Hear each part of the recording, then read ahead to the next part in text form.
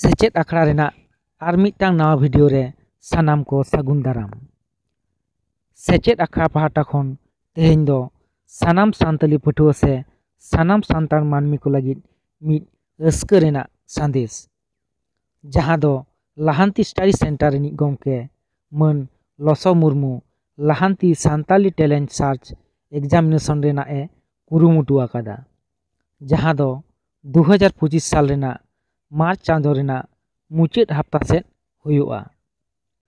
नोआ बिनिड रे दुड़ुब लगिद दो पढ़ाव डिग्री से उमेर रेना सीमा दो बानुआ। नोडे दो भारत दिसम रेन सानाम मानमी गेको दुड़ुब दाड़ेआ। नोआ टैलेंट सार्च एग्जामिनेशन दो ऑलचिकी आर बांग्ला लिपिते हुयुआ मेनखान कुकली दो सानताड़ी पार्सी तेगे हुयुआ। नोआ बिनिड दो 200 नंबर रेना कुकली हुयुआ। बिनिड रे 190 दो तहन कना एमसीक्यू आर 10 नंबर दो तहन कना अनल। नोआ बिनिड रे दो रॉन्ग एंसर एम रहो नेगेटिव मार्क दो बांग तहन कना आर सानाम कुकली रेना मान दो तहन कना 2 नंबर काते आर बिनिड रेना अक्तो दो तहन कना 12 घंटा। नोआ बिनिड रे दुड़ुब लगिद ते दो ऑनलाइन फॉर्म पेरेज दो एतहब आकाना आर फॉर्म पेरेज रेना मुचाद माहा दो हुयुग कना 2024 साल रेना 31 डिसेम्बर हाबी। ऑनलाइन ते फॉर्म पेरेज लगिद ते दो गूगल रे चलाव कते lahanti.in वेबसाइट सर्च हुयुआ।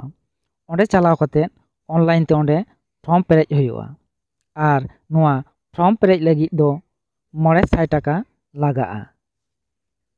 नोआ बिनिड रे दुड़ुब लगिद ते दो भारत दिसम रेन जहां खन गे फॉर्म दम पेरेज दाड़ेआ मेनखान एग्जामिनेशन सेंटर दो बेंगल पनत रेया वेस्ट मिदनापुर ईस्ट मिदनापुर बेंकुड़ा पुरुलिया झारग्राम आर बीरभूम डिस्ट्रिक्ट कोरे गे हुयुआ। नोआ बिनिड रे दुड़ुब लेकाते दो आयमा गान सिरपा हो तहन कना। पहिलो सिरपा दो 1 लाख टाका, दोसार सिरपा दो 50,000 टाका, तेसार दो 30,000 टाका, पुनान दो 20,000 टाका, मोड़ेयान दो 10,000 टाका आर तुरुई खन गेल मोड़े दाव हमेटान मानमी को लगिद दो 9,000 टाका काते। नोआ बिनिड रेना सिलेबस लेकाते दो Santali, English, Bengali, mathematics, history, geography, science, परिवेश आर भारतीय संविधान खन हो तहना। नोंकान सानताड़ी पठुआ से सानताड़ मानमी को लगिद लाहांती स्टडी सेंटर रिनी गमके मन लसो मुर्मुआ कुरुमुटु खातिर सेचेद आखड़ा पाहटा खन आडी आडी सारहाव ले चालाय कना।